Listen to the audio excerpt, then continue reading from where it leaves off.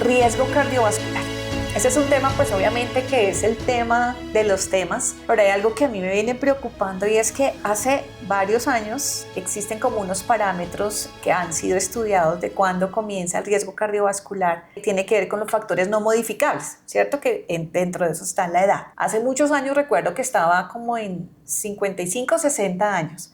Hace algunos como 8 o 10 años bajaron a 45. Este año me he enterado, no sé si fue antes, que la edad está actualmente en 35 años. ¿Tú qué piensas de eso? O sea, ¿por qué eso ha bajado tanto y qué puede estar incidiendo? Sí, ese es un dato curioso, ¿cierto? Es un dato muy interesante y me parece muy importante porque yo creo que ya muestra en cifras lo que de pronto nosotros llevamos viendo en consulta en los últimos años y ya lo estamos empezando a ver en estudios y en cifras. Entonces, yo lo comento muchas veces con mis pacientes y yo lo veo por varios ángulos, ¿cierto? Uno es definitivamente el ejercicio y la actividad física. Otro es la comida y la calidad de comida. Y otro es otros factores ambientales que existen, que de pronto antes no existían. En cuanto a la parte de ejercicio, la humanidad que lleva existiendo, pues de los récords históricos, yo creo que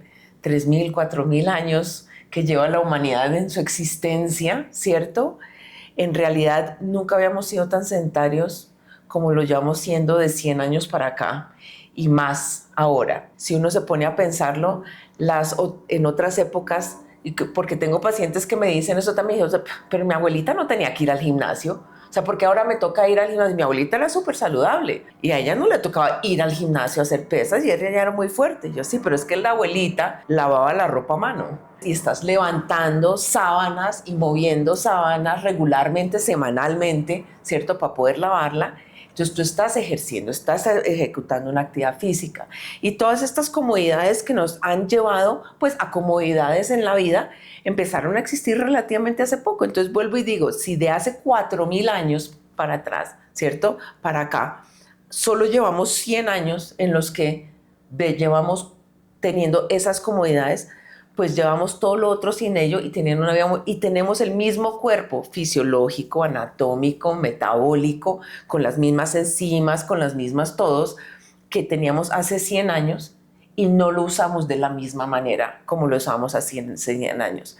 La lavadora ingresó en los años 1920, empezaron a salir las lavadoras, pero yo creo que se hizo parte de la casa general de nuestros hogares en 1950. O sea, no llevamos ni 100 años con la lavadora, ¿sí? Con esa misma tanda de lavadora llegó el carro. Antes no había carro, ¿sí? Uno se movilizaba de otras maneras. El ascensor, se subía a pie, las escaleras. Ahora con la barredora. Claro, por eso Sí, te digo. ni siquiera la barrera, o sea, sí, con la maquinita de... Claro, de o sea, toda esta barrer. revolución industrial que empezó en 1920, 1930, toda esa parte industrial que empezó a existir. Luego vino toda la parte de ya los sistemas informáticos y la computarización, ¿cierto? Entonces, cuando yo era niña, hace poquito, cuando yo era niña, ¿cierto? A mí me tocaba pararme a apagar el televisor o pararme del sofá a ir a prender o apagar o cambiar el canal. Hoy en día no, todo está aquí. El teléfono, tocaba ir a la sala a contestar el teléfono o a hacer una llamada.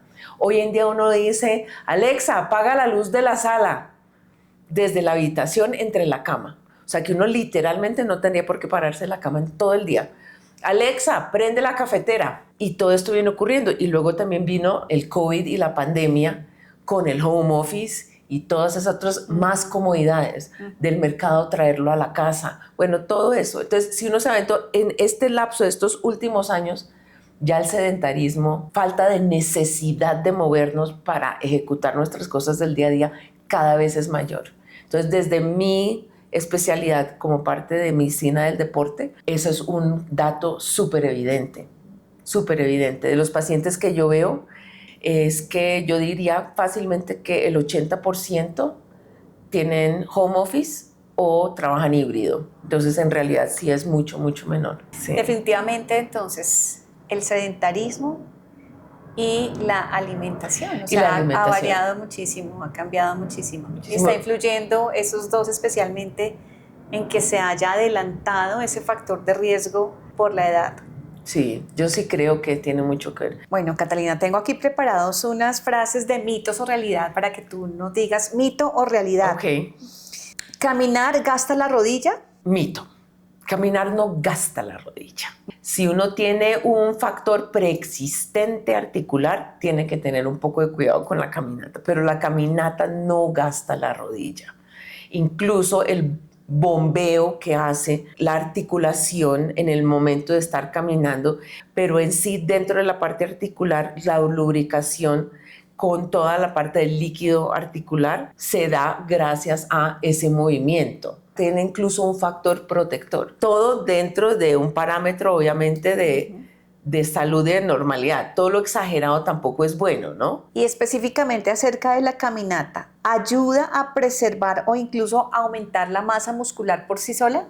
Sí, lo volvemos hasta cierto punto. Si alguien viene siendo completamente sedentario y no hacía ejercicio y empieza a hacerlo por primera vez y empieza a caminar con respecto a cómo estaba, un músculo que no venía utilizando y lo empieza a utilizar, va aumentando la masa muscular y llegará a un punto en que ya no va a aumentar más con ese tipo de actividad y tocaría tener otro tipo de actividad de manejo de fuerza para continuar aumentándola. ¿Caminar fortalece los músculos lumbares? Sí, y todo el core.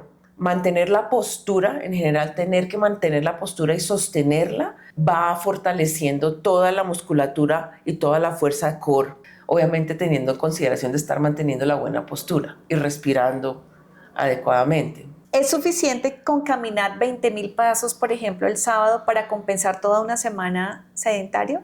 Digamos que en el volumen de acumulación de la semana de la actividad física tiene un efecto beneficioso de todas formas, ¿cierto? Entonces está lo mismo de nuestros amigos que salen a montar a la sabana de Bogotá 4 horas bicicleta, ¿no?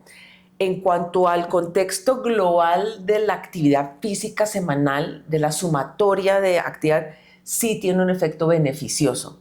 Sin embargo, la parte de la adaptación y los cambios fisiológicos que van ocurriendo gracias al ejercicio no van a ocurrir. El efecto del cuerpo en muchos sentidos, cuando eso ocurre y la persona no hace otro ejercicio, es más un mecanismo como de defensa. Incluso puede desencadenar una respuesta inflamatoria. Entonces no es tanto que no tenga el beneficio o el efecto cardiovascular, sino más bien que va a tener otras cosas perjudiciales por no venir entrenándolo adecuadamente para luego poder hacer una caminata así de larga, ¿sí? Entonces, si yo voy a salir a montar a la sabana de Bogotá 4 horas el domingo, pues yo tengo que venir entrenando entre semana o haciendo ejercicio entre semana regular para que mi cuerpo esté adaptado para poder hacer ese ejercicio. En teoría, la acumulación de esa actividad sí va a tener algo de beneficio y efecto beneficioso por el hecho de hacerla, porque en la semana nos cumple con un número de horas de realizar movimiento continuo, pero sí tiene otros factores que no son muy favorables. Y por último, ¿estirar o no estirar? ¿Antes, durante o después? Wow, esa es una muy buena pregunta. Y yo creo que tengo profes que depende un poco de a quién le pregunte si va a tener un efecto beneficioso en qué momento. Sí es importante y es beneficioso, obviamente, calentar antes de empezar a hacer el ejercicio y hacer algo de estiramiento, pero sin embargo, este momento lo que más quiere es empezar a aumentar un poco el rango de movimiento para yo empezar a hacer mi ejercicio y empezar a llevar un flujo sanguíneo arterial hacia la zona que voy a ejercitar. Entonces, el hacer esa movilidad, ese calentamiento y algo de estiramiento, antes de hacer el ejercicio, el efecto es un poco más de ir preparando la zona y llevando un flujo sanguíneo de oxígeno y otras sustancias hacia la musculatura que voy a utilizar. Sin embargo, si quiero ganar rangos de movimiento, ¿cierto? Si quiero ya hacer estiramiento como ejercicio para aumentar un rango de movimiento, vendría mejor hacia el final, ¿cierto? Donde ya puedo dedicarle el tiempo y tengo un cuerpo que ya viene ha hecho un calentamiento mayor, digamos, y puedo hacer eso como ejercicio y ganar rango de movimiento. Eso me previene una lesión. ¿sí? El hacer estiramiento antes no es lo que me previene la lesión, lo que me previene la lesión es que yo tenga mayor rango de movimiento y lo vine trabajando haciendo el estiramiento al final. Las personas que trabajan fuerza y pesas, se considera que no es beneficioso hacer estiramiento apenas termina de hacer el ejercicio por ciertos factores acumulativos a nivel muscular para aumentar esa masa muscular, y es preferible más tardecito, porque están todos los otros beneficios que vienen de estirar y evitar retracciones musculares que sí nos afectan el sistema musculoesquelético. Bueno, qué interesante, no había escuchado específicamente esas razones, pero muy chévere. Yo sé que va a ser muy interesante, sobre todo para nuestros entrenadores físicos que nos acompañan en este reto y que están ahí todos los días con sus discípulos, pues fortaleciendo y haciendo acondicionamiento físico. Catalina, un gusto haber compartido contigo en esta sesión, en este podcast. Los invitamos a todos. Realmente tenemos muchas razones para seguir caminando, para movernos y para seguir buscando nuestra mejor versión en ese equilibrio del que tú nos hablas el día de hoy. Muchísimas gracias por acompañarnos y pues bueno, hasta una próxima oportunidad. Muchas gracias y bueno, pues nada, a moverse y a ganar los retos que vienen en estas semanas con todas esas actividades. Muchas gracias.